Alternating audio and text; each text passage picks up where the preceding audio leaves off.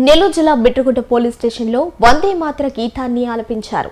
కావలి rural CI పాపారావుతో కలిసి స్థానిక SI, TDP నాయకులు, విద్యార్థులతో వందే మాతరం గీతం రచించి 150 సంవత్సరాలైన సందర్భంగా ఈ గీతాన్ని ఆలపించారు. కేంద్ర ప్రభుత్వ ఆదేశాల మేరకు ఈ కార్యక్రమం చేపట్టినట్టు సీఐ పాపారావు తెలిపారు. మనకి బిట్రగుంట పోలీస్ స్టేషన్లో ఈ వందే మాతరం మీద కార్యక్రమం నిర్వహించడం జరిగింది.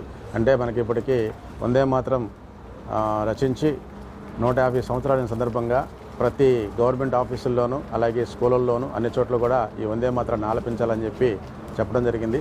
ఆ కార్యక్రమంలో భాగంగా ఈరోజు మనం బిట్రగుంట పోలీస్ స్టేషన్లో నేను, మా ఎస్ఐ గారు, మా సిబ్బంది, అలాగే స్కూల్ పిల్లలు, అలాగే ఇక్కడ లోకల్గా లీడర్స్ అందరం కలిసి కూడా ఈ కార్యక్రమాన్ని ఇక్కడ దిగ్విజయంగా చేయడం జరిగింది.